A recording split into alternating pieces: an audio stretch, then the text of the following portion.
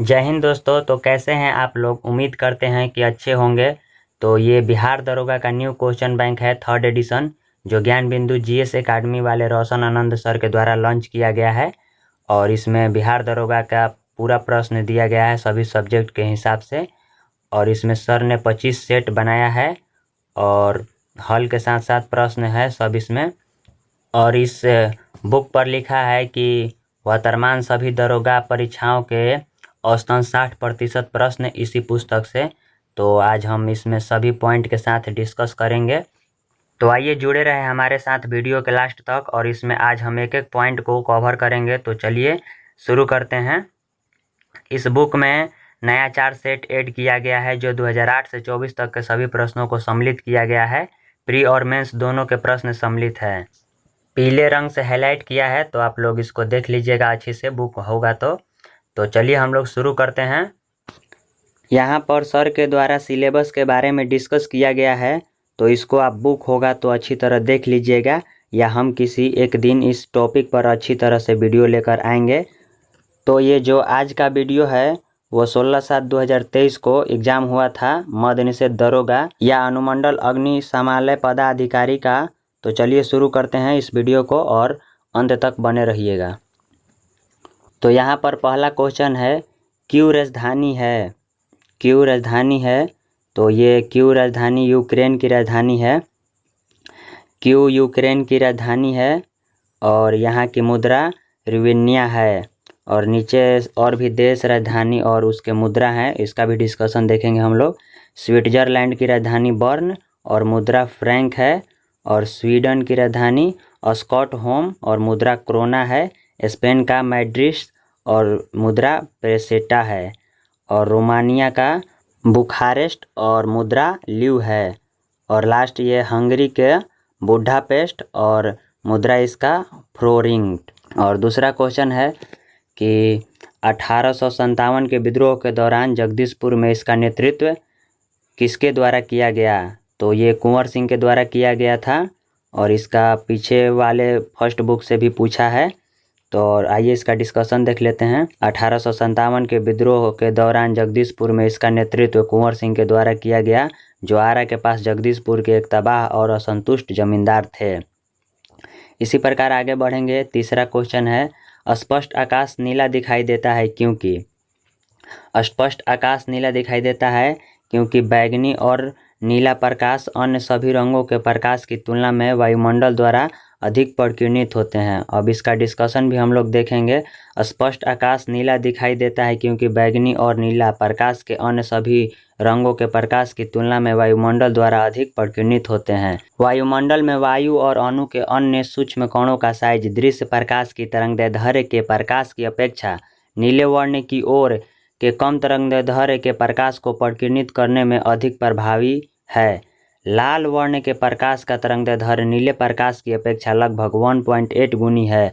अतः जब सूर्य का प्रकाश वायुमंडल से गुजरता है तो वायु के सूक्ष्म कण लाल रंग की अपेक्षा नीले रंग की छोटी तरंगदैर्ध्य की अधिक प्रबलता से प्रकीर्णित करते हैं। प्रकीर्णित नीला प्रकाश हमारे नेत्र में प्रवेश करता है। अगला पॉइंट देखेंगे। यदि पृथ्वी पर वायुमंडल ना होता तो प्रकीर्णन ना हो पाता, तब आकाश काला प्रतीत होता।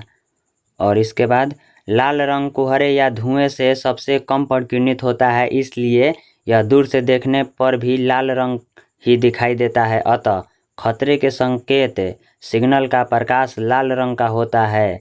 बैगनी और नीला रंग के लिए प्रकाश का प्रकीर्णन सर्वाधिक होता है तथा लाल रंग का प्रकाश का प्रकीर्णन न्यूनतम होता है। ये एनसीईआरटी से भी लिया गया है, सर ने दिखाया है। 4 नंबर क्वेश्चन देखेंगे। हिमालय भालू तथा विशाल पांडा किन जातियों का उदाहरण है? तो इसका आंसर डी हो जाएगा, सुमेघ जातियाँ। इसका डिस्कशन भी देखेंगे। IUCN के आंकड़े के अनुसार हिमालय भालू तथा विशाल पांडा सुमेघ जातियों का उदाहरण है। सुमेघ जिस प्रजातियों की वन में संकटग्रस्त हो जाने की संभावना हो और यदि प्रजाति की संख्या में 10 वर्षों में 50% से अधिक की कमी दर्ज की गई हो, सुमेघ प्रजातियां के अंतर्गत आती हैं।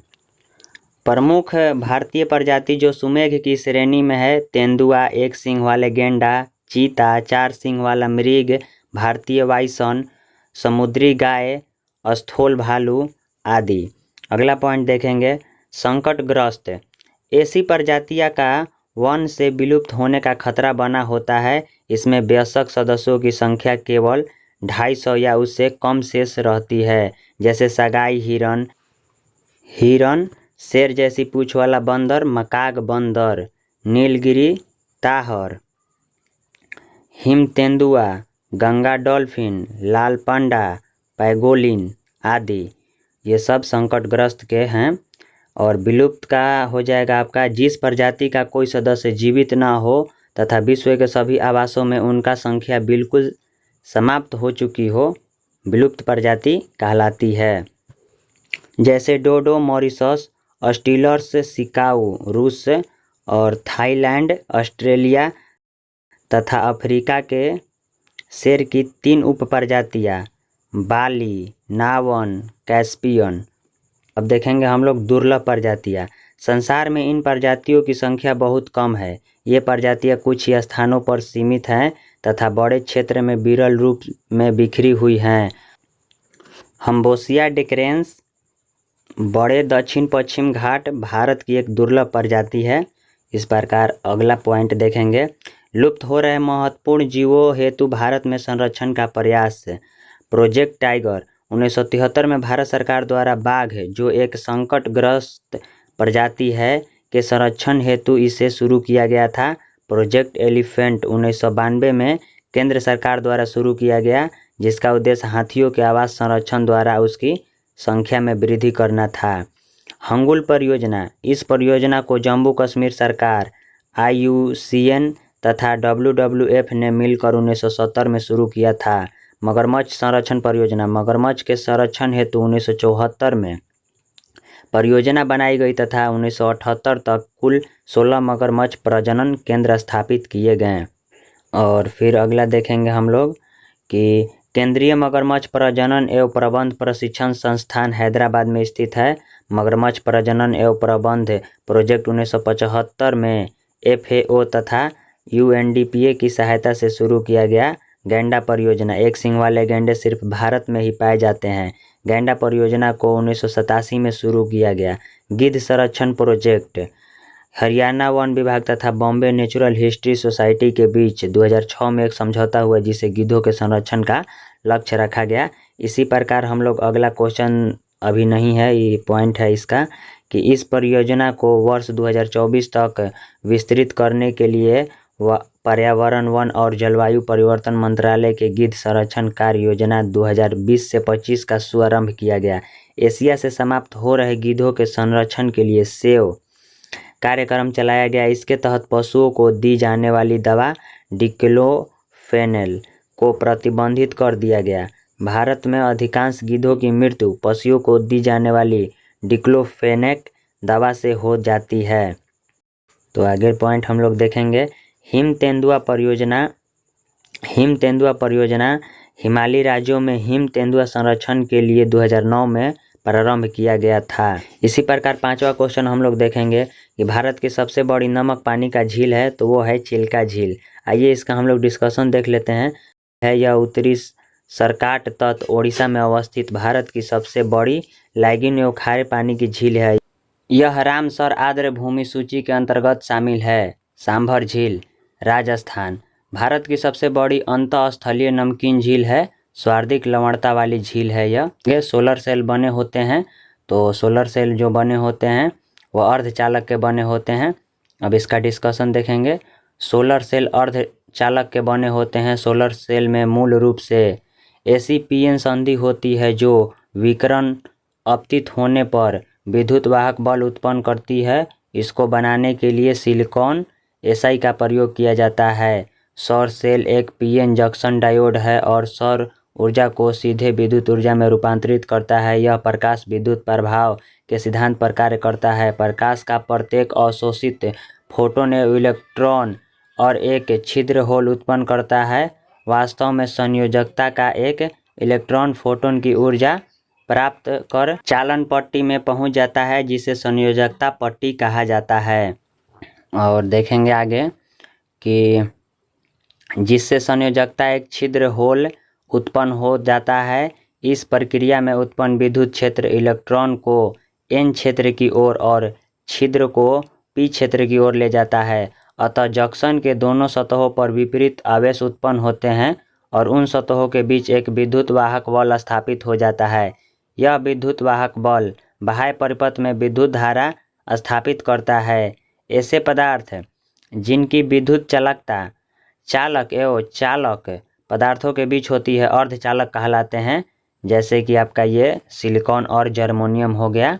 अब 7 नंबर क्वेश्चन हम लोग देखेंगे दोस्तों। द्वितीय विश्व युद्ध में धुरी राष्ट्रों में निम्न में कौन सा देश शामिल नहीं था? तो इसका आपका आंसर हो जाएगा ब्रिटेन। ब्रिटेन जो है ये आपका धुरी राष्ट्र देश में शामिल नहीं था, बाकी जापान, जर्मनी, इटली धुरी राष्ट्र देश में शामिल था। द्वितीय विश्व युद्ध में ब्रिटेन धुरी राष्ट्र में शामिल नहीं था। सितंबर 1939 ईस्वी को जर्मनी ने पोलैंड पर आक्रमण किया। इसके साथ द्वितीय विश्व युद्ध की शुरुआत हुई। ग्रेट ब्रिटेन फ्रांस और अमेरिका के सहयोग से यूरोपीय देशों का गुट बना वह मित्र राष्ट्र के नाम से प्रसिद्ध हुआ। धुरी राष्ट्र में शामिल देश जर्मनी, जापान, इटली इत्यादि थे। अगला जो क्वेश्चन है आपका, निम्नलिखित देशांतरों में कौन सा भारतीय मानक समय के लिए संदर्भ के रूप में माना जाता है? तो इसका आंसर होगा 82.5 डिग्री पूर्वी। ए आंसर होगा। 82.5 डिग्री पूर्वी देशांतर रेखा को भारतीय मानक समय के निर्धारण हेतु मानक याम्योत्तर माना गया है, जो कि उत्तर प्रदेश के मिर्ज़ापुर, कुछ स्रोतों में इसे इलाहाबाद के नैनी को भी बताया गया है, से होकर गुजरती है। भारत का मानक समय कुल 5 राज्यों से गुजरती है। ये 5 राज्य आप याद रखेंगे अच्छी तरह से, जो उत्तर प्रदेश, मध्य प्रदेश, छत्तीसगढ़, उड़ीसा एवं आंध्र प्रदेश है। अब 9 नंबर देखेंगे क्वेश्चन। वधवागम शब्द का कौन सा संधि विच्छेद सही है? वधु प्लस आगम होगा। इसका हम लोग डिस्कशन नहीं देखेंगे क्योंकि हिंदी का डिस्कशन क्या देखना है दोस्तों। अब आगे बढ़ेंगे हम लोग और ये आपका मैथ का क्वेश्चन है 10 नंबर कि 4.2 सेंटीमीटर त्रिज्या वाले धातु के गोले को पिघलाकर 6 सेंटीमीटर त्रिज्या वाले एक बेलन के रूप में ढाला जाता है, तो बेलन की ऊंचाई क्या होगी? तो बेलन की ऊंचाई 2.74 हो जाएगी दोस्तों, जो कि आंसर बी होगा। और मैथ का भी डिस्कशन नहीं देखेंगे, मैथ आप लोग खुद बना लीजिएगा। 11 नंबर क्वेश्चन देखते हैं कि बिहार में पहली बार राष्ट्रपति शासन कब लगाया गया? तो बिहार में आपका राष्ट्रपति शासन लगाया गया जो कि 1968 में लगाया गया। ए आंसर होगा। इसका डिस्कशन है बिहार में पहली बार राष्ट्रपति शासन 29 जून 1968 को लगाया गया, जो कि 26 फरवरी 1969 तक रहा। उस समय बिहार के मुख्यमंत्री भोला पासवान शास्त्री थे। उस समय राष्ट्रपति डॉक्टर जाकिर हुसैन एवं बिहार के राज्यपाल नित्यानंद कानूनगो थे। बिहार में अब तक कुल 8 बार राष्ट्रपति शासन लग चुका है। अंतिम बार राष्ट्रपति शासन 7 मार्च 2005 से 24 नवंबर 2005 तक लगाया गया था। अब 12 नंबर क्वेश्चन देखेंगे। प्रधानमंत्री पीवीटीजी विकास मिशन के विकास से संबंधित है।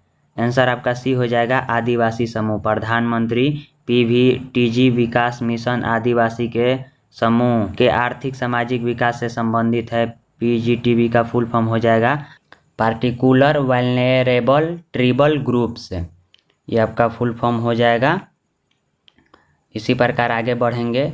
जनजातीय मामलों के मंत्रालय में पीवीटीजी के विकास की योजना लागू की है, जिनमें उनके व्यापक सामाजिक आर्थिक विकास के लिए 75 विशेष रूप से कमजोर जनजातीय समूहों को शामिल किया गया है। योजना के प्रावधानों के अनुसार राज्यों को 100% सहायता अनुदान उपलब्ध करवाया जाता है। 1973 में ढेबर आयोग ने आदिम जनजाति समूह पीटीजी को एक अलग श्रेणी के रूप में बनाया, जो जनजातीय समूह में कम विकसित हैं।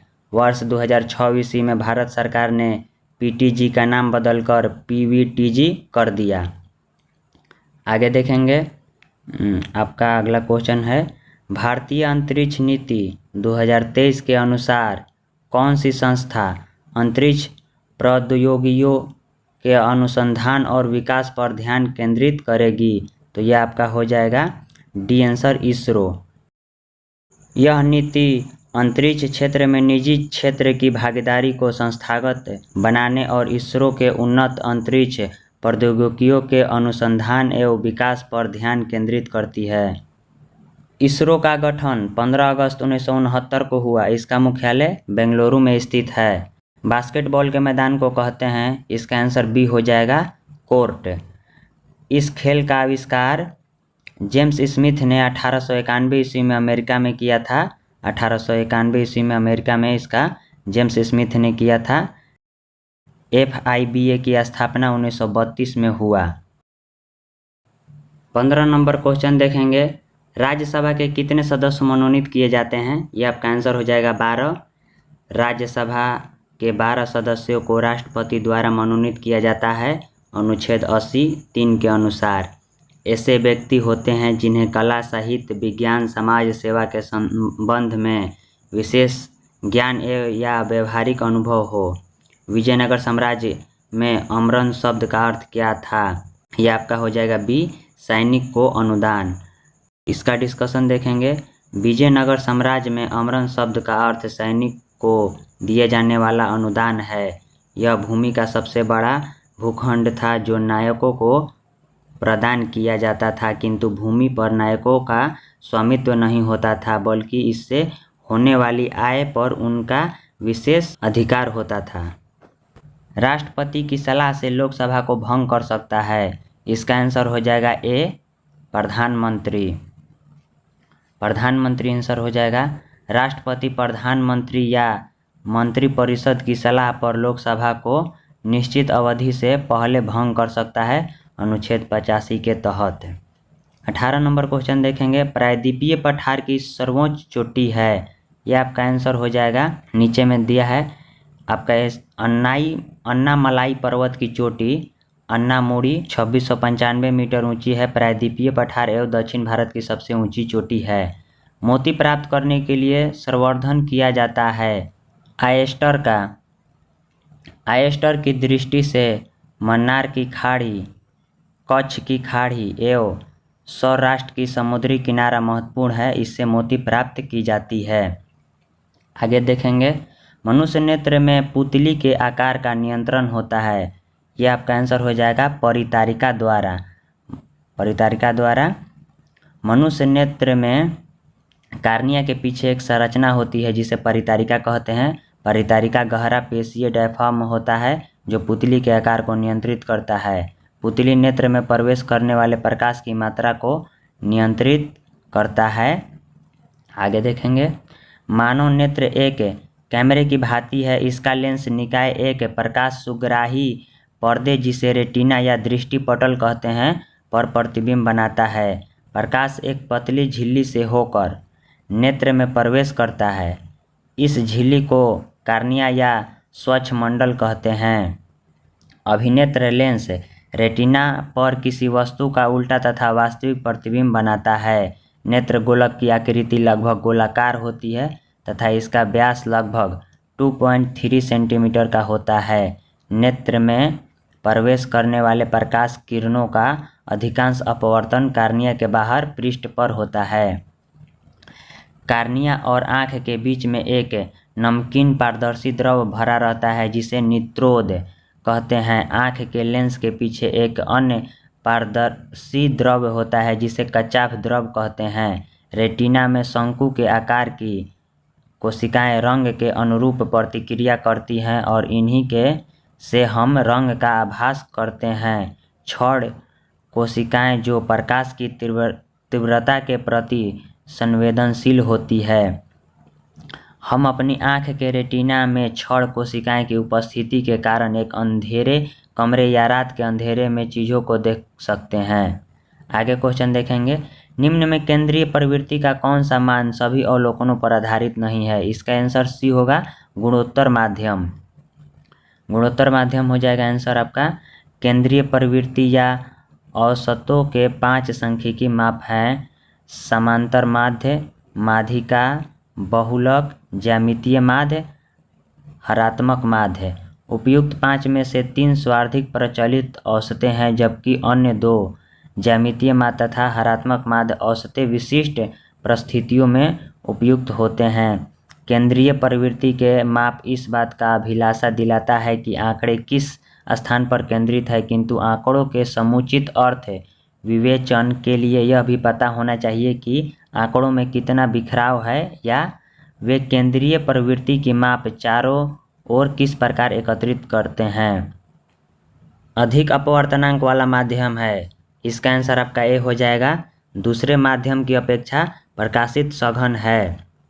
इसका आगे वाला पॉइंट हम लोग देखेंगे। विरल माध्यम में प्रकाश की चाल सघन माध्यम की अपेक्षा अधिक होती है, अतः विरल माध्यम में सघन माध्यम के गमन करने वाली प्रकाश की विकिरण धीमी हो जाती है तथा अभिलंब की ओर झुक जाती है। जब ये सघन से विरल माध्यम में गमन करती है तो इसकी चाल बढ़ जाती है तथा अभिलंब से दूर हट जाती है। आगे का क्वेश्चन देखेंगे। सतलुज तथा काली नदी के मध्य हिमालय जाना जाता है, इसका आंसर आपका बी हो जाएगा, कुमायूं हिमालय। सतलुज तथा काली नदी के मध्य हिमालय को कुमायूं हिमालय के नाम से जाना जाता है। नदी घाटी के आधार पर सर सिडनी बुरार्ड नामक हिमालय पर्वतीय प्रदेश का निम्न 4 प्रादेशिक विभाजन है। पंजाब हिमालय, इसका लंबाई 560 किलोमीटर है, ये आपका सिंधु एवं सतलज नदियों के मध्य है। कुमायूं हिमालय 320 किलोमीटर है, सतलज एवं काली नदियों के मध्य है। नेपाल हिमालय 800 किलोमीटर का है, काली एवं तीस्ता नदियों के मध्य है। असम हिमालय 720 किलोमीटर, तीस्ता एवं दिहांग नदियों के मध्य है। सरकार द्वारा अवरोध अथवा प्रतिबंधों को हटाना कहलाता है, यह आपका उदारीकरण कहलाता है। उदारीकरण विभिन्न प्रतिबंधों को दूर कर अर्थव्यवस्था के विभिन्न क्षेत्रों को मुक्त करने की नीति है, अर्थात अर्थव्यवस्था को विभिन्न प्रकार के नियामकों तथा नियंत्रणों के संबंध में उदार होना। यह मुख्यतः उद्योग तथा अन्य आर्थिक क्रियाओं पर सरकारी नियंत्रण को समाप्त कर या कम करने में संबंधित है। आगे देखेंगे निजीकरण। सार्वजनिक क्षेत्र में पूंजी या प्रबंधन या दोनों में से निजी क्षेत्र की भागीदारी बढ़ाना अथवा उन्हें निजी क्षेत्र को सौंप देना ही निजीकरण है। वैश्वीकरण किसी अर्थव्यवस्था को विश्व अर्थव्यवस्था से जोड़ने की प्रक्रिया है। 25 नंबर देखेंगे। ईस्वी 1809 में फारसी में गिफ्ट टू मोनोथिस्ट किसने लिखी? यह आपका राम मोहन राय या राजा राम मोहन राय ने लिखा। पटना उच्च न्यायालय के वर्तमान में मुख्य न्यायाधीश कौन है?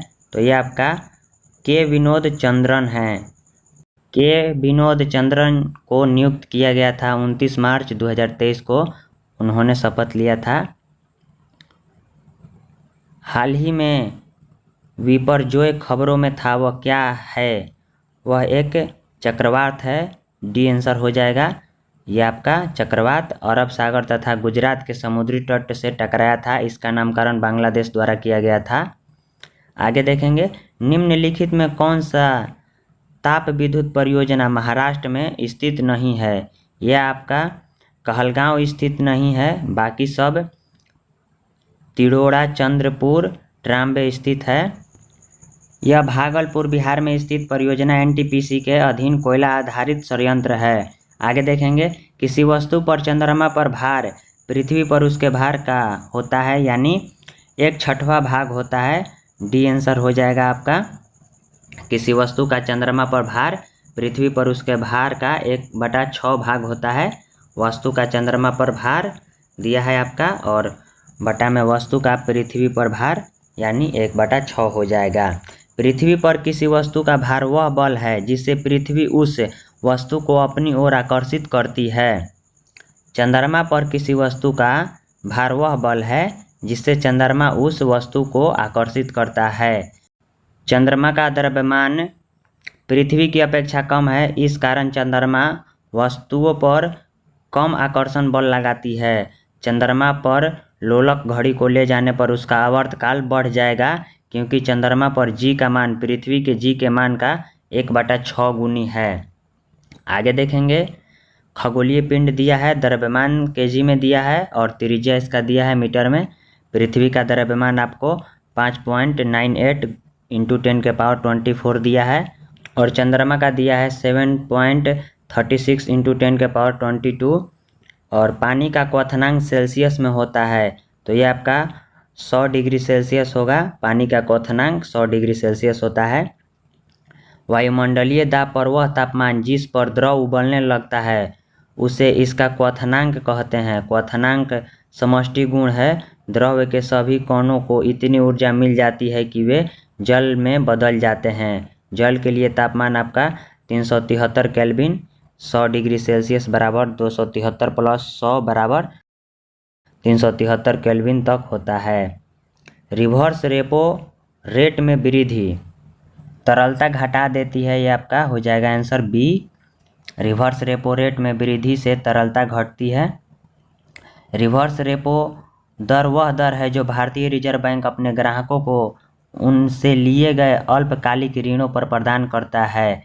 रिवर्स रेपो दर का प्रयोग आरबीआई द्वारा वाणिज्य बैंकों से अल्पकालिक ऋण लेकर अर्थव्यवस्था से तरलता को निकालने या कम करने के लिए किया जाता है। रिवर्स रेपो दर में वृद्धि का प्रभाव वाणिज्य बैंकों के पास पूंजी की कमी होगा, बाजार में तरलता में कमी होगी, परिणाम स्वरूप ब्याज दरों में वृद्धि होगी।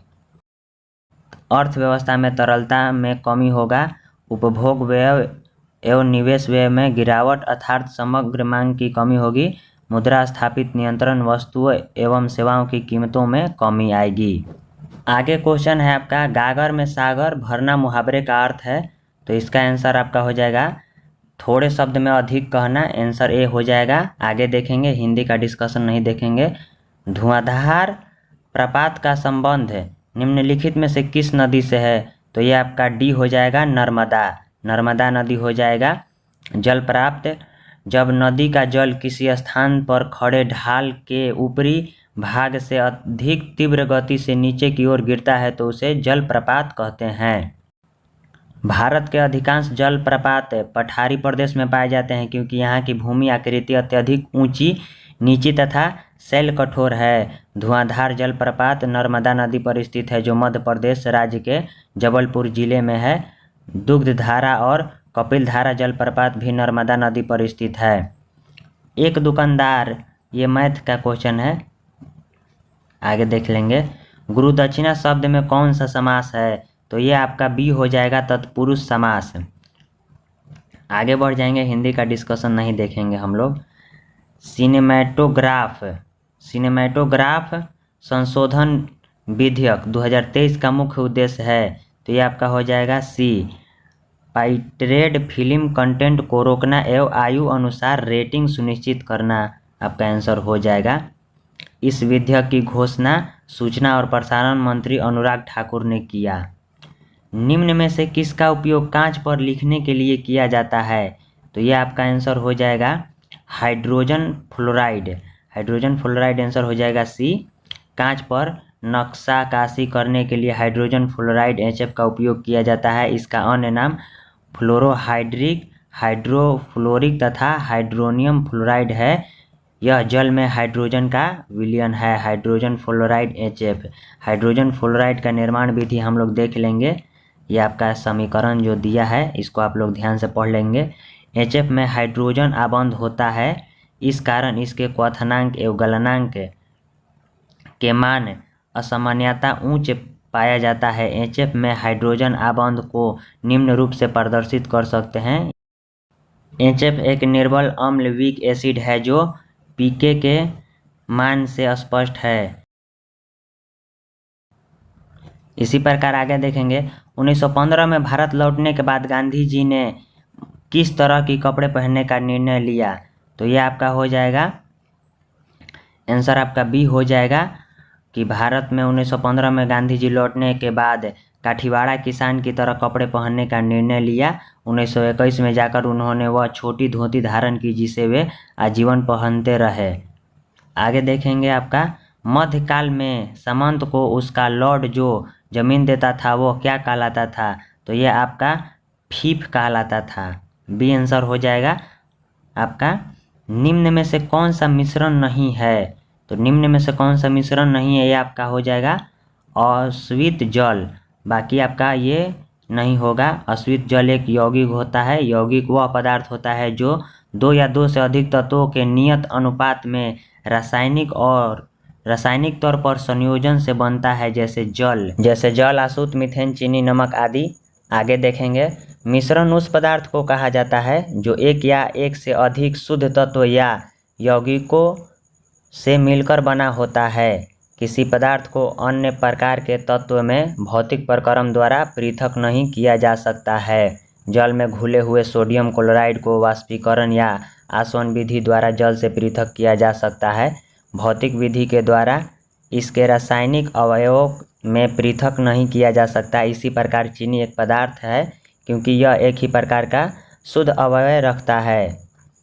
किसी भी स्रोत से प्राप्त होने वाले किसी एक पदार्थ के अभिलक्षण एक समान होंगे। आगे देखेंगे, एक देश में एक विशेष वर्ग के दौरान उत्पादित सभी अंतिम वस्तुओं एवं सेवाओं के मूल्य को कहा जाता है।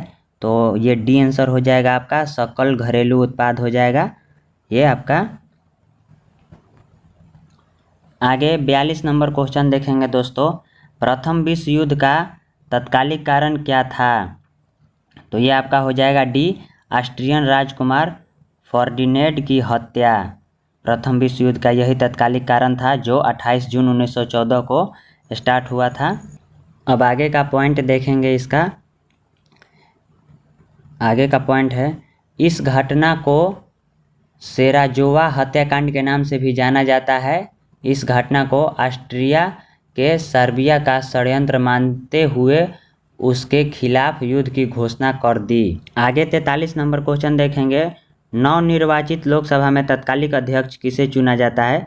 तो ए आंसर हो जाएगा, लोकसभा के वरिष्ठतम सदस्य को प्रोटेम स्पीकर की नियुक्ति राष्ट्रपति के द्वारा की जाती है। कौन सा देश G20 का सदस्य नहीं है? तो ये आपका आंसर हो जाएगा बी, बांग्लादेश, जो कि G20 का सदस्य नहीं है। बाकी ये तीनों हैं। G20 का गठन 1999 ईस्वी में एशियन वित्तीय संकट के बाद वित्त मंत्रियों और केंद्रीय बैंक के गवर्नरों के लिए वैश्विक आर्थिक और वित्तीय मुद्दों पर चर्चा करने के लिए एक मंच के रूप में की गई थी। G20 में 19 देश, अफ्रीकन यूनियन और यूरोपीय संघ मिलाकर कुल 21 देश हैं।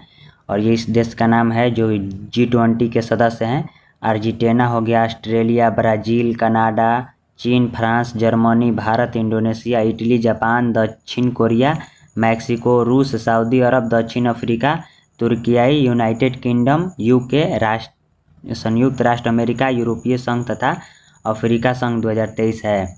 आगे का क्वेश्चन देखेंगे, निम्न में कौन सा पादप युग में उभयलिंगी पुष्प होते हैं? पादप युग में आपका उभयलिंगी पुष्प होते हैं।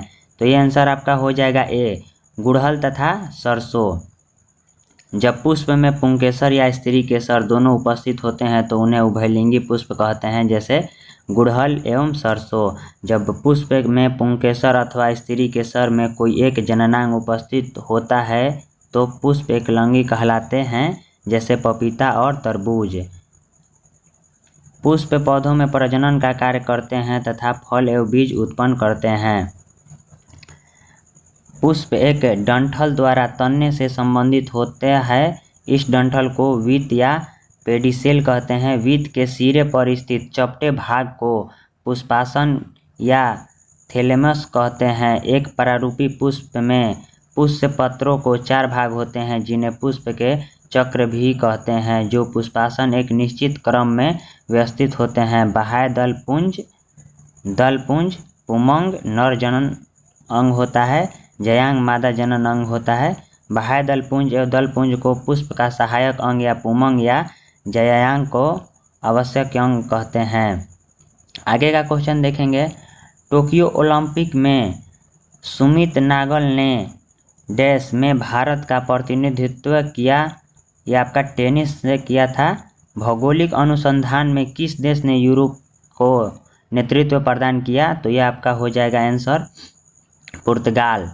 पुर्तगाल आंसर हो जाएगा। यूरोप ने 15वीं शताब्दी में अंतर्राष्ट्रीय व्यापार और बाद में वाणिज्य गतिविधियों के युग में प्रवेश किया। यह पुर्तगाल और स्पेन वासी थे जिन्होंने 15वीं और 16वीं शताब्दी की शुरुआत में नए समुद्री मार्गों की खोज की, बीड़ा उठाया, यात्राओं को प्रोत्साहित किया और प्रारंभिक औपनिवेशिक साम्राज्यों का गठन किया। पुर्तगाल के राजकुमार हेनरी द नेविगेटर के नेतृत्व में इसकी शुरुआत की गई। हेनरी द नेविगेटर इस समय बार्थोलोम्यू डियाज पुर्तगाली व्यापारी द्वारा 1488 ईस्वी में केप ऑफ गुड होप की खोज की गई, जो अफ्रीका महाद्वीप का सबसे दक्षिण बिंदु है। इसके उपरांत कोलंबस स्पेन द्वारा 1492 ईस्वी में अमेरिका की खोज तथा वास्को डी गामा द्वारा पुर्तगाल 1498 ईस्वी में भारत के समुद्री मार्ग की खोज वास्को डी गामा ने किया था। ये आपका पूछा हुआ भी क्वेश्चन है जो फर्स्ट एडिशन का है, दिया गया है।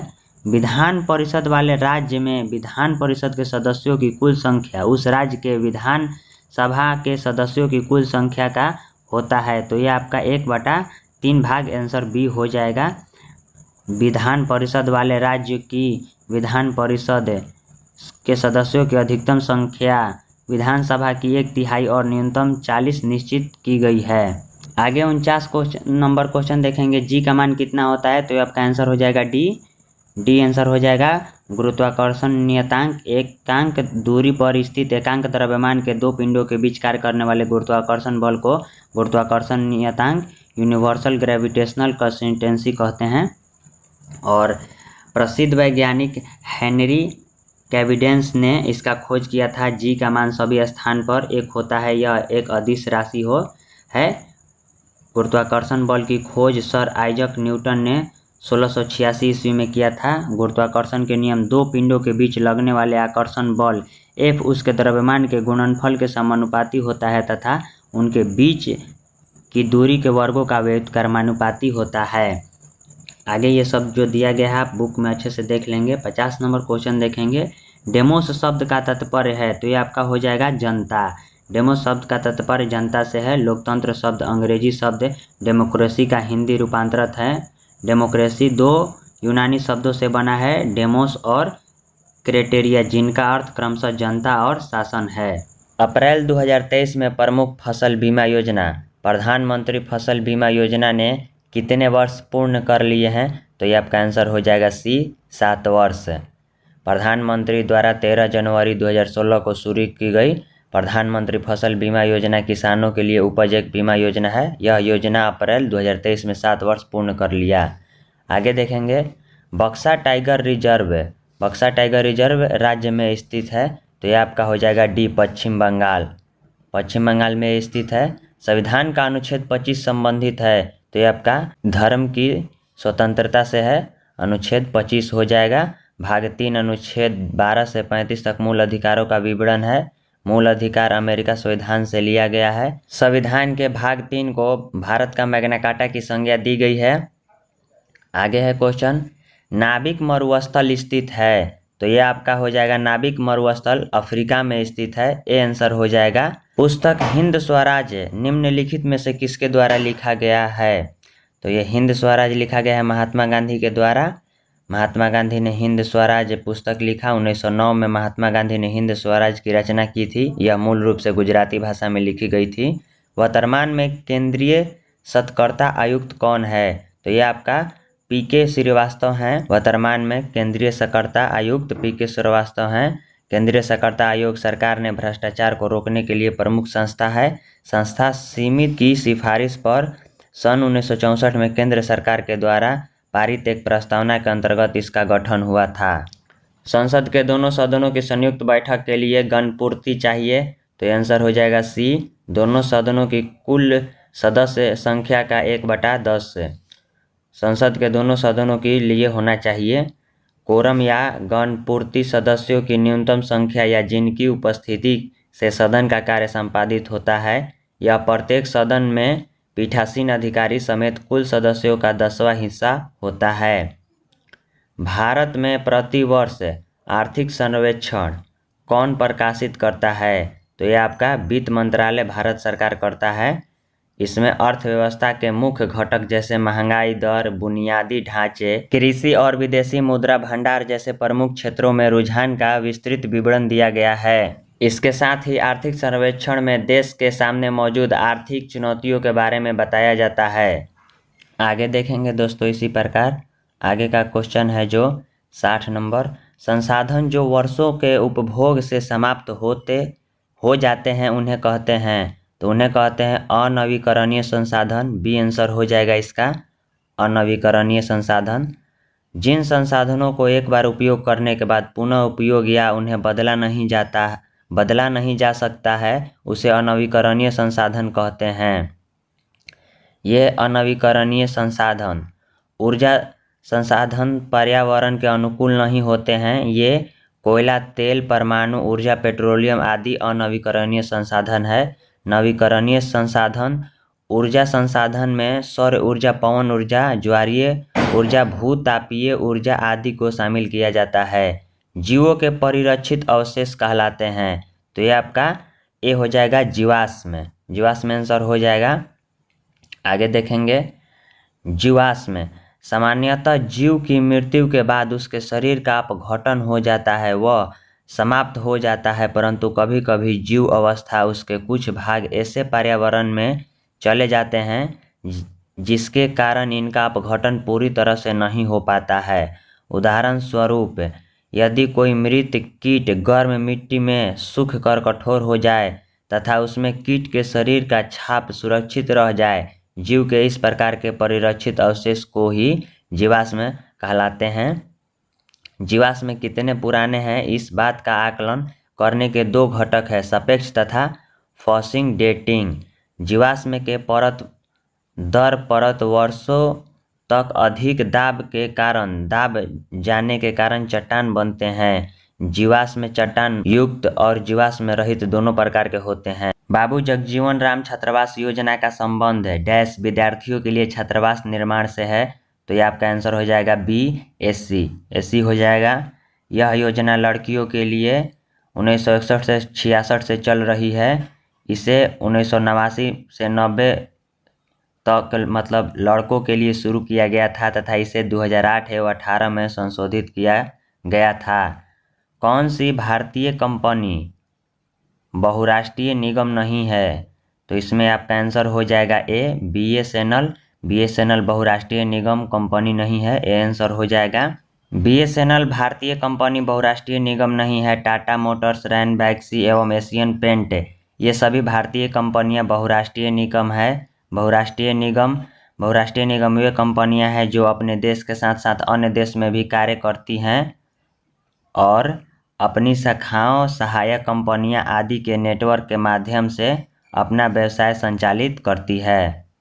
अगला क्वेश्चन 64 नंबर, भारत की स्वदेशी लाइट कॉम्बैट एयरक्राफ्ट तेजस ने अपनी हथियार क्षमता के 5वीं जेनरेशन की dash air to air combat missile को जोड़ा गया। तो ये आपका बी हो जाएगा, पाइथन 5 को जोड़ा गया है। आपका बिहार के कौन से राज्यपाल भारत के राष्ट्रपति बने थे? तो ये आपका हो जाएगा रामनाथ कोविंद, डी आंसर हो जाएगा रामनाथ कोविंद। रामनाथ कोविंद भारत के राष्ट्रपति बनने से पहले बिहार के राज्यपाल अगस्त 2015 से जून 2017 तक रहे। ये भारत के 14वें राष्ट्रपति के पद पर 2017 से 22 तक रहे। आगे का क्वेश्चन 66 नंबर क्वेश्चन देखेंगे, नथपा Jhakri hydel power project Bharat के किस राज्य में स्थित है? तो ये आपका ए हो जाएगा हिमाचल प्रदेश में स्थित है ये झाकरी। आगे देखेंगे 67 नंबर, चमगादड़ तथा पक्षी के पंख है। तो ये आपका बी आंसर हो जाएगा समवर्ती अंग हो जाएगा, समरूप अंग। पक्षी एवं चमगादड़ के पंख को बारीकी से देखने पर पता लगता है कि चमगादड़ के पंख मुख्यतः उसकी दीर्घता अंगुली के मध्य की त्वचा के फैलाव से बनता है, परंतु पक्षी के पंख उसकी पूरी अंग्रबाहु की त्वचा के फैलने से बना है जो परों से ढकी रहती है। अतः दो पंख के अभिकल्प उनकी संरचना एवं संगठक में बहुत अंतर है। वे एक जैसे दिखाई देते हैं क्योंकि वे उड़ने के लिए इसका उपयोग करते हैं, परंतु सभी की उत्पत्ति पूर्णतः समान नहीं है। इस कारण यह उन्हें समरूप अभिलक्षण बनाता है, न कि समजात अभिलक्षण।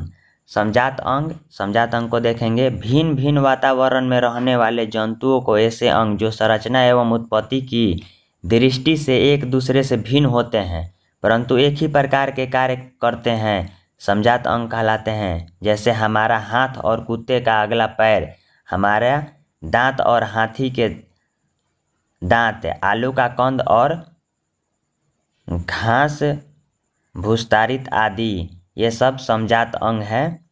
अवशेषी अंग, अवशेषी अंगों को मानव, पौधे और जानवरों के शरीर के अंग या हिस्सों के रूप में परिभाषित किया जा सकता है जिनका कोई स्पष्ट कार्य नहीं होता है और उन्हें उनके संबंधित पूर्वजों का अवशिष्ट अंग माना जाता है, जैसे अपेंडिक्स, अल्क, डाड, बाहरी कान, टॉन्सिल्स, साइनस आदि। इंडियन नेशनल कांग्रेस का प्रथम अध्यक्ष कौन था? तो ये सी हो जाएगा, व्योमेश चंद्र बनर्जी। इसमें का पॉइंट देखेंगे हम लोग। भारतीय राष्ट्रीय कांग्रेस की स्थापना एक अवकाश प्राप्त अंग्रेज ICS अधिकारी Elon Octavian Hume A.O. Hume द्वारा दिसंबर 1885 में की गई थी। इसकी प्रथम बैठक 28 दिसंबर 1885 ईस्वी को बम्बई के ग्वालियर टैंक स्थित गोकुलदास तेजपाल संस्कृत कॉलेज में हुआ था। इस अधिवेशन के प्रथम अध्यक्ष व्योमेश चंद्र बनर्जी तथा सचिव A. ह्यूम थे। आगे है क्वेश्चन, E20 क्या है? E20 आपका एल्कोहल मिश्रित पेट्रोल है। E20 पेट्रोल के साथ 20% इथेनॉल का मिश्रण है। प्रधानमंत्री श्री नरेंद्र मोदी ने 6 फरवरी 2023 को बेंगलोर कर्नाटक में भारत ऊर्जा सप्ताह के दौरान E20 फ्यूल को लॉन्च किया। आगे देखेंगे क्वेश्चन 70 नंबर। डैश एक आवश्यक तत्व है जिसका उपयोग प्रोटीन संश्लेषण में किया जाता है। इसका आंसर ए हो जाएगा, नाइट्रोजन हो जाएगा। नाइट्रोजन का आगे का पॉइंट डिस्कस देखेंगे हम लोग। प्रोटीन अधिक अनुभार वाले नाइट्रोजन युक्त कार्बनिक पदार्थ है। ये पौधे एवं जंतुओं की कोशिकाओं में प्रचुर मात्रा में पाए जाते हैं। नाइट्रोजन आवर्त सारणी के वर्ग 15 में पाया जाता है। इस तत्व का इलेक्ट्रॉनिक विन्यास N2 Np3 है। आगे है, यह अर्थ क्रिस्टल में अल्प मात्रा में मुख्यतः sodium nitrate, Chile saltpetre NaNO3, potassium nitrate KNO3 के रूप में पाया जाता है। नाइट्रोजन के परमाणुिक तथा भौतिक गुण। नाइट्रोजन वर्ग 15 के तत्व है एवं इस वर्ग में नाइट्रोजन गैसीय अवस्था में किंतु अन्य तत्व ठोस अवस्था में पाए जाते हैं। इन तत्वों के बाहरी कक्षा में 5 इलेक्ट्रॉन है। इसकी संयोजकता 3 और 5 है। यह जल से अभिक्रिया नहीं करते हैं। यह रंगहीन तथा गंधहीन गैस है। यह हवा से थोड़ा हल्का, जल में कम घुलनशील है। नाइट्रोजन काफ़ी कठिन से द्रवभूत होती है। साधारण ताप पर नाइट्रोजन निष्क्रिय होती है। नाइट्रोजन तत्व पादप द्वारा कैल्शियम, सल्फर, फास्फोरस या अन्य तत्वों की तुलना में अधिक मात्रा में प्रयोग किया जाता है। नाइट्रोजन पादपों को मुख्यतः न्यूक्लिक अम्ल, प्रोटीन तथा अन्य नाइट्रोजनी पदार्थों के संश्लेषण हेतु प्रयोग किया जाता है। वातावरण में 78% नाइट्रोजन है, परंतु पादप इसे गैस के रूप में न लेकर नाइट्रस के रूप में प्रयोग करती है। मैग्नीज के बारे में देखेंगे। मैग्नीज पौधों में इस तत्व की आवश्यकता क्लोरोफिल के निर्माण में होती है। यह नाइट्रस से नाइट्रेट बनाने में महत्वपूर्ण भूमिका निभाता है। इस तत्व की कमी से पौधे की पत्तियां भूरी हो जाती है। फास्फोरस यह तत्व न्यूक्लिक अम्ल एवं फास्फोलिपिड पदार्थों में पाया जाता है। कोशिका के निर्माण, बीजों के निर्माण एवं फसलों की परिपक्वता में महत्वपूर्ण भूमिका निभाता है। जिंक इस तत्व की कमी से पौधे की लंबाई में वृद्धि रुक जाती है और पौधे बौने हो जाते हैं। यह इंडोल एसिटिक अम्ल के संश्लेषण में उपयोग होती है। सल्फर यह तत्व पौधे के प्रोटीन तथा जीव द्रव्य के निर्माण में मुख्य भूमिका निभाता है। इस तत्व की कमी होने से पेड़ एवं पौधे की पत्तियां पीली हो जाती है। यह दलहनी फसलों की जड़ें में गांठों के निर्माण में मदद करता है। पोटेशियम पौधे की वृद्धि में पोटेशियम तत्व की महत्वपूर्ण भूमिका होती है। इसकी कमी से पत्तियां अंगमरी हो जाती है, जिससे प्रोटीन संश्लेषण की क्रिया में रुकावट होती है। कैल्शियम यह DNA तथा RNA को प्रोटीन से संयुक्त करने, क्रोमोसोम के निर्माण में, वसा के संश्लेषण, कार्बोहाइड्रेट एवं एमिनो अम्ल के परिवहन में सहायक होता है। आगे बढ़ेंगे हम लोग। अंतर्राष्ट्रीय शांति दिवस कब मनाया जाता है? तो ये ए आंसर हो जाएगा 21 सितंबर को। 21 सितंबर को मनाया जाता है। और आगे दिया गया है विश्व गठिया दिवस 12 अक्टूबर, विश्व शौचालय दिवस 9 नवंबर 19 नवंबर, भारतीय नौसेना दिवस 4 दिसंबर। बड़े स्क्रीन पर जेम्स बॉन्ड की भूमिका निभाने वाला प्रथम अभिनेता कौन थे? तो ये आपका हो जाएगा ए शॉन कॉनरी। शॉन कॉनरी ने डॉक्टर नो 1962 में बड़े पर्दे पर पहले जेम्स बॉन्ड की भूमिका निभाई थी। यान फ्लेमिंग द्वारा निर्मित बॉन्ड श्रृंखला दुनिया भर में सिनेमाई रोमांच के लिए स्वर्ण मानक बनी हुई है। अगला क्वेश्चन देखेंगे, भारतीय संविधान का कौन सा अनुच्छेद सर्वोच्च न्यायालय के बारे में है? तो आंसर हो जाएगा बी 124। 124 हो जाएगा। सर्वोच्च न्यायालय से संबंधित प्रावधान संविधान के भाग 5 के अध्याय 4 के अनुच्छेद 124 से 47 तक वर्णित है। इस अनुच्छेदों में सर्वोच्च न्यायालय के गठन, स्वतंत्रता, न्याय क्षेत्र, शक्तियाँ आदि का उल्लेख है। आगे देखेंगे, IPL 2023 की विजेता टीम कौन सी है? तो आंसर हो जाएगा B Chennai Super Kings. IPL 2023 की विजेता चेन्नई सुपर किंग है और ये गुजरात टाइटन को 5 विकेट से हराया था DL विधि द्वारा। अगला क्वेश्चन है, choose the correct translation of the sentence given below from the option that follow. ये आपका ट्रांसलेट करना है। गांधी जी ने सत्याग्रह आंदोलन प्रारंभ किया, तो इसका आंसर आपका हो जाएगा बी हो जाएगा। Gandhi ji started the स्ट्रेवा movement. ये आपका इंग्लिश का दिया है क्वेश्चन। आगे देखेंगे, इसी प्रकार अगला क्वेश्चन देखेंगे, भारत का राष्ट्रीय प्रतिदर्श सर्वेक्षण संगठन का क्या उत्तरदायित्व है? तो इसका आंसर बी हो जाएगा। विभिन्न क्षेत्र में अखिल भारतीय स्तर पर बड़े पैमाने के सर्वेक्षण करना। इसका पॉइंट हम लोग देखेंगे इसमें का।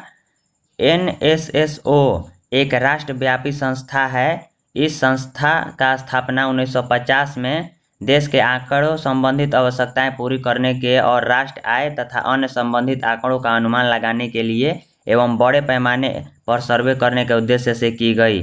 अगला क्वेश्चन, भारत सरकार का प्रथम लॉ ऑफिसर है, तो इसका आंसर सी हो जाएगा। अटॉर्नी जनरल हो जाएगा, जो कि संविधान के अनुच्छेद 76 के अनुसार महान्यायवादी पद का प्रावधान किया गया। महान्यायवादी का कोई निश्चित कार्यकाल नहीं होता, यह राष्ट्रपति के प्रसाद पर्याप्त पद धारण करता है। अगला क्वेश्चन देखेंगे, NVS 01 एक है, तो ये आपका उपग्रह है। डी आंसर होगा आपका। यह उपग्रह इसरो के नेविगेशन सैटेलाइट श्रृंखला के पोलैंड की दूसरी पीढ़ी के उपग्रह में पहला है। NVS उपग्रह को GSLV F-12 व्हीकल का उपयोग करके 29 मई 2023 को सफलतापूर्वक लॉन्च किया गया। अगला क्वेश्चन है, बोस्कियाना गुलजार एक हिंदी पुस्तक किसके द्वारा संकलित किया गया है? तो इसका आंसर बी हो जाएगा। आइए इसका आगे का डिस्कशन हम लोग देखते हैं। बोस्कियाना गुलजार पर हिंदी पुस्तक यशवंत व्यास के द्वारा संकलित की गई है।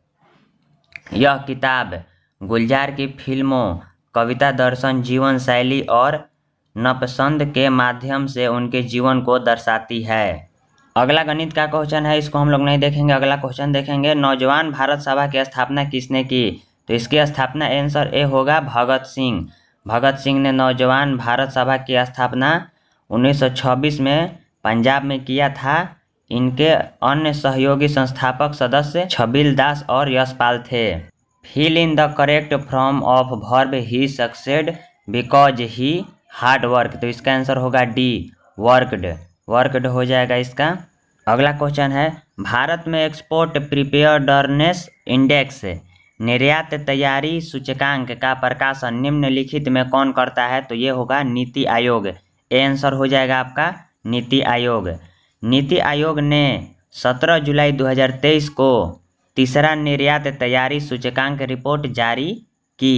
इस रिपोर्ट के अनुसार तमिलनाडु 80.89 अंक के साथ प्रथम स्थान पर एवं 78.20 अंक के साथ महाराष्ट्र दूसरे स्थान पर और 76.36 अंक के साथ कर्नाटक तीसरे स्थान पर है। अगला देखेंगे, तापमान का इकाई क्या है? तो तापमान का इकाई होता है दोस्तों केल्विन। केल्विन तापमान का इकाई होगा। इसमें अगला पॉइंट दिया गया है। अगला पॉइंट हम लोग देखेंगे। हम लोग का दिया गया है जो अगला पॉइंट, सेल्सियस पैमाना। इस पैमाने पर जल का क्वथनांक को 100 डिग्री तथा हिमांक को 0 डिग्री लिया जाता है। दूसरा दिया गया है केल्विन पैमाना।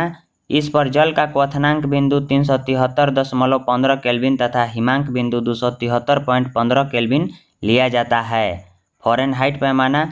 इस पर जल का क्वथनांक बिंदु 212 फ़ारेनहाइट तक, हिमांक बिंदु 32 डिग्री फ़ारेनहाइट पर लिया जाता है। अगला देखते हैं क्वेश्चन हम लोग। केबुल लामजाओ राष्ट्रीय उद्यान स्थित है, तो यह आपका स्थित है मणिपुर में स्थित है। बी आंसर हो जाएगा आपका। यह विश्व का एकमात्र तैरता हुआ राष्ट्रीय उद्यान है। इस पर तैरते हुए द्वीप पाए जाते हैं जिन्हें स्थानीय भाषा में फुमदी कहते हैं। अगला है प्रेरित विद्युत धारा की दिशा दी जाती है, तो यह आपका हो जाएगा ए आंसर हो जाएगा फ्लेमिंग का दक्षिण हस्त नियम द्वारा। इसमें का पॉइंट देखेंगे हम लोग। फ्लेमिंग के दाएं हस्त के नियम। यदि दाहिने हाथ के अंगूठा, तर्जनी और मध्यमा परस्पर समकोणिक इस प्रकार रखे गए हो कि तर्जनी चुंबकीय क्षेत्र की दिशा को संकेत करती हो और अंगूठा चालक की गति की दिशा में हो, तो मध्यमा प्रेरित धारा की दिशा संकेत करेगी। अगला पॉइंट है इसमें का, अगला पॉइंट है फ्लेमिंग का वाम हस्त का नियम। फ्लेमिंग का बाएं हस्त का नियम या वाम हस्त का नियम। यदि बाएं हाथ की तर्जनी, मध्यमा तथा अंगूठा को परस्पर समकोणिक इस प्रकार रखे गए हो कि तर्जनी चुंबकीय क्षेत्र की दिशा और मध्यमा चालक में प्रवाहित विद्युत धारा की दिशा और संकेत करती है, तो अंगूठा चालक की गति की दिशा अथवा चालक पर आरोपित बल की दिशा की ओर संकेत करेगा। आगे देखेंगे हम लोग प्रत्यवर्ती धारा। प्रत्यवर्ती धारा वैसी धारा जिसका परिणाम एवं दिशा समय के साथ बदलती है, प्रत्यवर्ती धारा कहलाती है। प्रत्यवर्ती धारा का पूरे चक्र में औसतन मान 0 होता है। दिष्ट धारा वैसी धारा जो सिर्फ एक ही दिशा में प्रवाहित होती है, दिष्ट धारा कहलाती है। प्रत्यवर्ती धारा और दिष्ट धारा बता दिया गया है। अब देखेंगे आगे। भारत में मनरेगा कब लागू किया गया, तो इसका आंसर सी हो जाएगा 2006। 2006 इसका आंसर होगा। भारत में मनरेगा लागू हुआ था। 2 फरवरी 2006 को लागू किया गया था। इसकी शुरुआत आंध्र प्रदेश के अनंतपुर जिले में बंदालपल्ली गांव से हुई। अगला क्वेश्चन है choose the correct option. Everyone calls him a pacemaker, तो इसका आंसर हम लोग देखेंगे आगे है। देख लेते हैं इसका आंसर। तो इसका आंसर होगा C, he is called a pacemaker. इसका हम लोग डिस्कशन नहीं देखेंगे, आगे हम लोग बढ़ेंगे अगले क्वेश्चन के साथ। आँख और उसके रोग से संबंधित चिकित्सा शास्त्र की शाखा को क्या कहते हैं, तो इसका आंसर डी होगा, ऑफ्थोल्मोलॉजी होगा, ऑफ्थेल्मोलॉजी। आगे देखेंगे पॉइंट। ऑन्कोलॉजी चिकित्सा की एक ऐसी शाखा है जो कैंसर के अध्ययन, उपचार, निदान और रोकथाम से संबंधित है। ओडोंटोलॉजी दांत की संरचना, विकास और बीमारी या असमानताओं का अध्ययन से संबंधित है। ऑफ्थेल्मोलॉजी चिकित्सा विज्ञान की वह शाखा जो आँख की रचना, कार्य प्रणाली, उसकी बीमारियों तथा चिकित्सा से संबंधित है। नेफ्रोलॉजी गुर्दे का अध्ययन होता है। आगे देखेंगे। इसी प्रकार यहाँ सभी का अध्ययन दिया गया है, आप लोग इसको अच्छी तरह से याद कर लीजिएगा। सार्कोलॉजी का होगा पेशियों का अध्ययन। फिजियोलॉजी शरीर के विभिन्न भागों के कार्यविधियों का अध्ययन किया जाता है। आगे हम लोग देखेंगे इसका, और सबको अच्छी तरह से आप लोग याद कर लीजिएगा। ये सांपों का अध्ययन दिया गया है। टेंटोलॉजी उपार्जित लक्षणों का अध्ययन किया जाता है इसमें। और आपका दिया गया है ये एंटामोनी शरीर के विविध अंगों के विच्छेदन द्वारा प्रकाशित संकलन रचना है। एंथ्रोपोलॉजी मानव जाति के सांस्कृतिक विकास का अध्ययन है। हम लोग अगला क्वेश्चन देखेंगे। निम्नलिखित में से कौन सी विशेषता खनिज पदार्थों में नहीं पाई जाती है, तो ये आपका सी होगा, ये खत्म नहीं हो सकता। आपका ये आंसर हो जाएगा, ये खत्म नहीं हो सकता। खनिज पदार्थ क्षयशील संसाधन है जिनका नवीकरण नहीं किया जा सकता। भारत में अधिकांश खनिज क्षेत्र प्रायद्वीपीय भारत में पाए जाते हैं। अगला क्वेश्चन हम लोग देखेंगे दोस्तों। अगला क्वेश्चन है कोरापुट खाने भारत के किस राज्य में स्थित है, तो ये आपका होगा ओडिशा। ओडिशा राज्य में ये स्थित है। यह ओडिशा में स्थित पंचतमाली पहाड़ियों पर बक्साइट के उत्पादन के लिए प्रसिद्ध है। ओडिशा के अन्य खनिज क्षेत्र आपका है केउंझर, सुंदरगढ़ कालाहांडी है। अगला क्वेश्चन देखेंगे दोस्तों हम लोग 92 नंबर, औरंगजेब की मृत्यु हुई थी, तो ये आपका ए आंसर होगा 1707 में। औरंगजेब की मृत्यु 1707 में हुई। 3 मार्च को प्रातःकाल नमाज संपन्न करने के बाद अहमदनगर में औरंगजेब की मृत्यु हुई। उसके शव को दौलताबाद स्थित खुलदाबाद नामक स्थान पर ले जाया गया, जहां पर प्रसिद्ध सूफी शेख बुरहानुद्दीन के मकबरे के चाहर दीवारी के अंदर उसे दफनाया गया। औरंगजेब का जन्म 1618 में उज्जैन के निकट दोहद नामक स्थान पर मुमताज महल के गर्भ से हुआ था।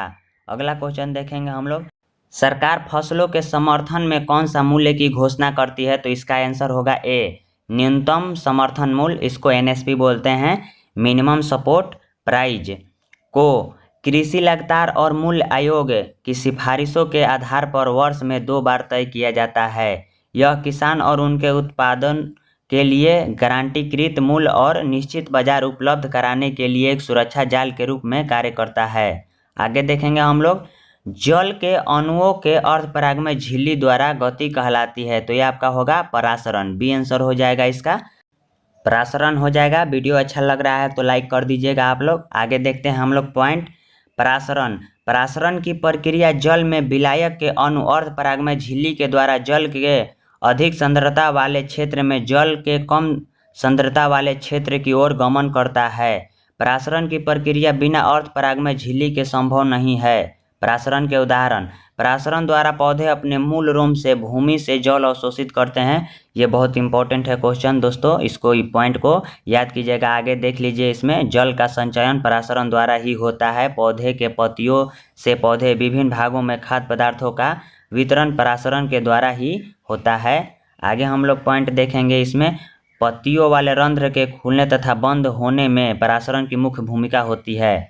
आगे बढ़ेंगे हम लोग क्वेश्चन, अति शुद्धो स्नेह को मार्ग है जहाँ नेक श्यानक बाक नहीं, पंक्ति में रेखांकित शब्द का अर्थ है, तो इसका आंसर होगा बी आंसर होगा तनिक भी चतुराई।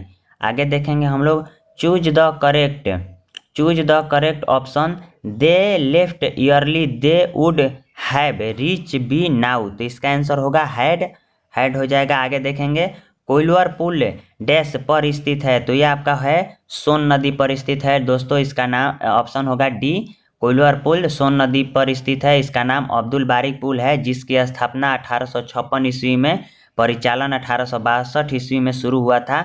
यह पटना तथा भोजपुर के बीच सड़क सह रेल मार्ग, जिसकी लंबाई 1440 मीटर है। आगे क्वेश्चन हम लोग देखेंगे, आईपीएल 2023 में रॉयल चैलेंजर्स बेंगलोर का कप्तान कौन था, तो इसका आपका हो जाएगा answer C, Faf du Plessis हो जाएगा।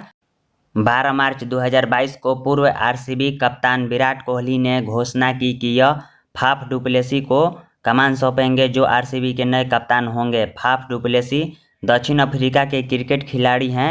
इंडियन प्रीमियर लीग 2023 आईपीएल का 16वां संस्करण था।